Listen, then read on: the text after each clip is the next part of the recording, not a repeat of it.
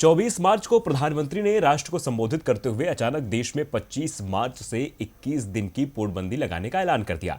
बाद में ये पूर्णबंदी बढ़ती गई। पूर्णबंदी लागू हुई तो सब कुछ बंद हो गया और एक साथ करोड़ों लोग बेरोजगार हो गए। सब कुछ बंद था तो बेरोजगार हुए प्रवासी मजदूर पैदल ही अपने घर की ओर चल पड़े। कई प्रवासी मजदूरों की ये यात्रा उनकी अंतिम यात्रा भी बन गई और आज जब लोकसभा में सरकार से इसे लेकर सवाल पूछा गया तो सरकार का जवाब हैरान कर देने वाला था। तो क्या जवाब दिया श्रम मंत्री ने, देखिए हमारी खास रिपोर्ट। पूर्णबंदी के दौरान प्रवासी मजदूरों का हमदर्द बनने के बड़े बड़े वादे तो केंद्र सरकार ने किए थे, लेकिन जब मजदूरों को मदद की जरूरत हुई तो मोदी सरकार ने स्वास्थ्य मुसीबत का बहाना बनाकर मदद करने से इनकार कर दिया। प्रवासी मजदूर अपने घर लौटना चाहते थे, लेकिन बस, ट्रेन सब कुछ बंद कर दिए गए थे। मदद न मिलने से मायूस होकर लाखों प्रवासी मजदूरों ने पैदल सैकड़ों किलोमीटर की यात्रा शुरू कर दी ताकि वो अपने घर पहुंच सकें। लेकिन कई मजदूरों की ये यात्रा उनकी अंतिम यात्रा बन गई और आज संसद के मॉनसून सत्र में इसे लेकर विपक्ष ने सरकार से सवाल पूछा है।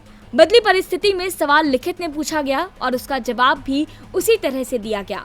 विपक्ष का सवाल था कि स्वास्थ्य मुसीबत में सरकार द्वारा लगाई गई पूर्णबंदी के बीच कितने मजदूरों की जान चली गई और क्या सरकार ने जिन प्रवासी मजदूरों ने अपनी जान गंवा दी उनके परिवार को कोई मुआवजा दिया। सवाल सीधा सा था, लेकिन जवाब हैरान करने वाला आया है। केंद्रीय श्रम एवं रोजगार मंत्री संतोष कुमार गंगवार ने अपने जवाब में कहा कि पता नहीं। जी हाँ, सरकार को कुछ भी पता नहीं कि प्रवासी मजदूर जिनके हाथों से अचानक काम छीन लिया गया था, वो जब घर वापस लौटे तो उनके साथ क्या हुआ।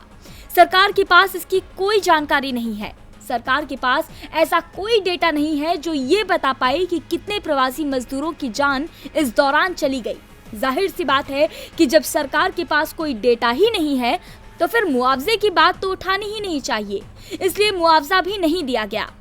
विपक्ष ने एक और सवाल पूछा था कि क्या सरकार ने सभी राशन कार्ड धारकों को मुफ्त में राशन दिया है। उम्मीद थी कि सरकार इसका जवाब जरूर देगी। जवाब मिला भी।